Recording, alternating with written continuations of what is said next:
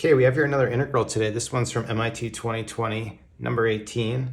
We have the integral of x to the 2x times 2 ln x plus 2 dx. Okay, right away, the thing that I think we want to deal with is this situation here, where we have x in the base and in the exponent. You really want one or the other. So if there's just a number in the exponent, we're fine. Or if the base is e, we're fine. But we don't want the base to be x. So what I'm going to do is, let's look at a little formula that can help us out. Okay, so in this kind of situation, I'm going to want to use this formula over here on the right. That's going to help us transform this. So what I can do is let's plug this thing in for x and see how this is going to change it. So we'll have our e ln x, and then we're going to have this to the 2x. And we'll just multiply that in here. So we can write this as e 2x ln x. And then what I'll do is I'll take this and put this back into our integral, but I'm also going to distribute it in here. So this is going to look a little different.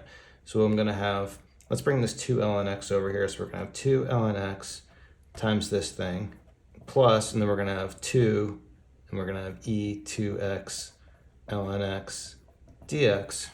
And I didn't have to distribute it this way, but I think the reason I did that is just to kind of show that this is a good candidate for the product rule. Someone had one term and we took the derivative using the product rule and we ended up with essentially two terms. And just notice the similarity here that we have like this 2 ln x, which is kind of similar to this, and then we have this 2 in common.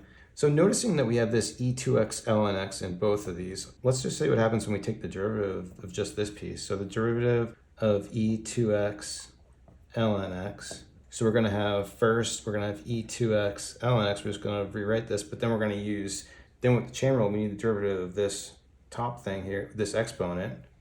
Okay, so the derivative of this, we'll take the first term, so we're going to get a 2, derivative of 2x is 2 ln x, plus, we'll keep the first term, 2x, derivative of ln x is going to be 1 over x.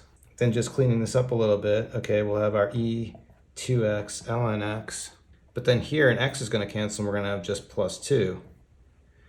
Well, now going back to our original integral, okay, this is exactly this now.